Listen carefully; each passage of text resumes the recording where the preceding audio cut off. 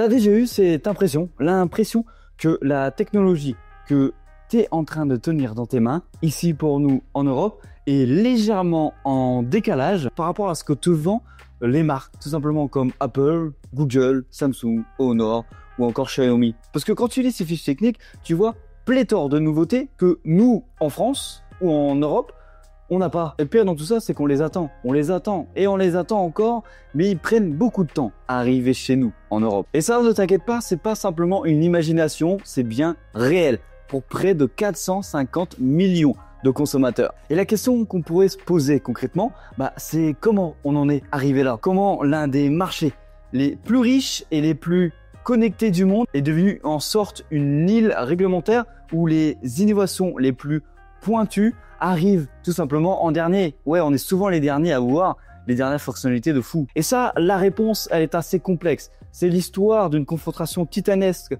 entre deux philosophies. D'un côté, tu as la vitesse d'intégration de la Silicon Valley ou de Shenzhen, par exemple, en Chine. Et de l'autre, tu as la prudence et les principes de Bruxelles, dont l'Union européenne. Bonjour à tous et bienvenue dans cette nouvelle vidéo. C'est Hugo. Et dans cette vidéo, je vais essayer de te raconter de la manière dont l'Union européenne mène dans une quête ambitieuse de souveraineté numérique et peut-être en train de détruire l'innovation telle que nous la connaissons pour peut-être, pourquoi pas, en créer une nouvelle. Allez, c'est parti.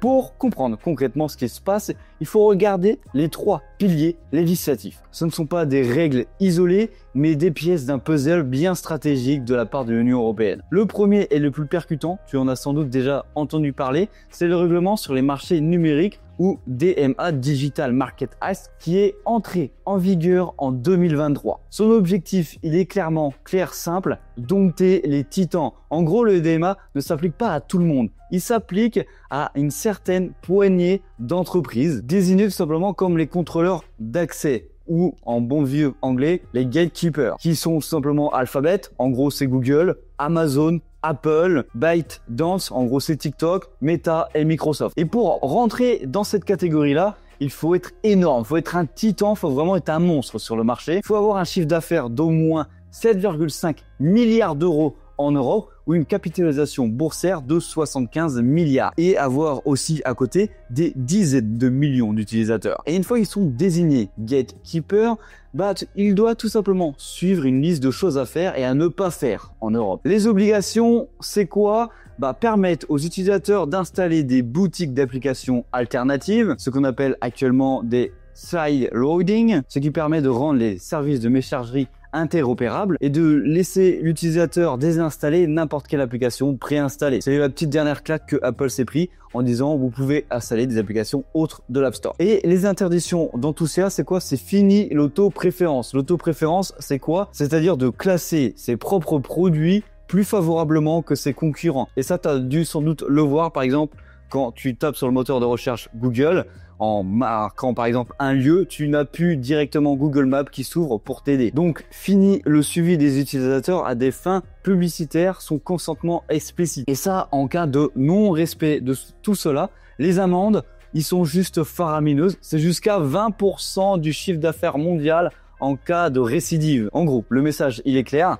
L'ère des écosystèmes fermés, des jardins clos, dont on a déjà parlé par exemple dans la vidéo entre Garmin et Strava, je t'invite à aller la checker, elle sera juste ici, ou tout simplement une seule entreprise contrôle tout, c'est révolu en Europe. Le deuxième pilier, c'est le règlement sur l'intelligence artificielle. Et ça, c'est la première loi complète au monde sur l'IA. Son but, c'est de pas tuer directement l'innovation, mais de l'encadrer selon une pyramide de risques. Au sommet, comme d'hab, on a le risque inacceptable, c'est-à-dire que certaines pratiques sont tout simplement interdites. Par exemple, les systèmes de notation sociale par les gouvernements ou les jouets qui utiliseraient une assistance vocale pour vous encourager dans des comportements dangereux chez les enfants. Sont également bannis par l'Union européenne les manipulations subliminales et la collecte non ciblée de visages sur Internet pour créer des bases de données reconnaissablement facilement avec une reconnaissance faciale. À côté de ça, on a tout ce qui est le haut risque dans la réglementation de l'IA. Ce sont tout simplement les IA qui sont utilisées dans des domaines critiques. Par exemple, le tri de CV,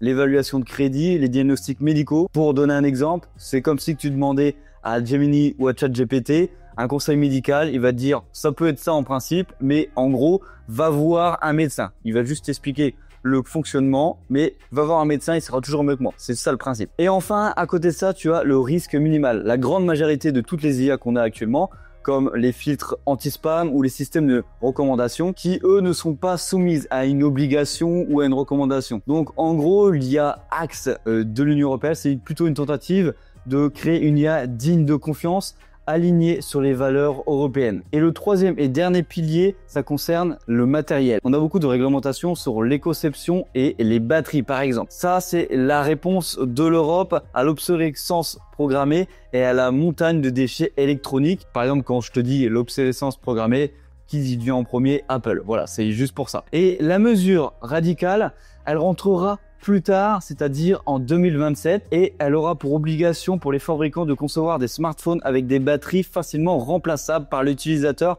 Donc fini les batteries collées qui nécessitent des outils spéciaux et un passage en atelier. Concrètement, l'idée c'est de venir pouvoir changer sa batterie soi-même, toi à la maison, moi à la maison tout simplement. Tu as des entreprises comme par exemple HMD qui proposent déjà ce genre de téléphone et qui sont déjà aux normes pour 2027. Mais pour éviter de complexité tout ça pour les entreprises, il y a une petite brèche dans cette loi. C'est tout simplement qu'ils ont la possibilité, en tout cas ils doivent prouver que leur batterie est exceptionnellement durable. C'est-à-dire qu'elle doit conserver au moins 80% de sa capacité après plus de 1000 cycles de charge complète, soit environ 5 ans d'utilisation. C'est pour ça que maintenant, par exemple, sur n'importe quel téléphone Android, tu as de plus en plus la possibilité de voir les cycles de recharge et la capacité de la batterie qui est arrivée par exemple chez Samsung ou autre, comme pouvait le faire déjà Apple. Et à côté de ça, cette règle de réparation, de droit de réparation, apporte quelque chose d'hyper important, c'est-à-dire que les entreprises doivent apporter sur le marché toutes les pièces pendant au moins 7 ans pour que tu puisses se réparer toi-même. Bon, c'est bien beau toutes ces lois,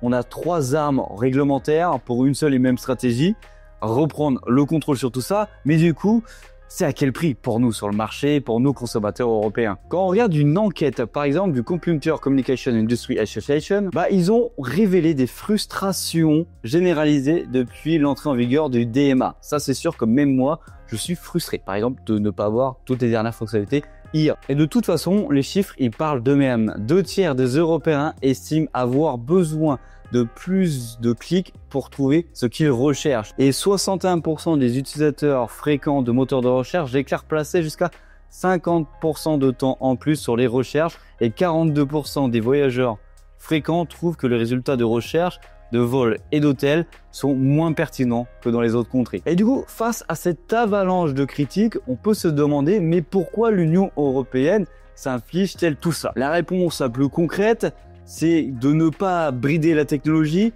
mais de façonner une vision à long terme. L'argument central de l'Union européenne, c'est fini les jardins clos des géants de la tech. Pour être plus concret, la DMA, elle vise à rééquilibrer le terrain de jeu pour des milliers de startups et de PME européennes. Voilà, on arrive sur la fin de cette vidéo. J'espère qu'elle t'aura plu. C'est une vidéo qui change de d'habitude.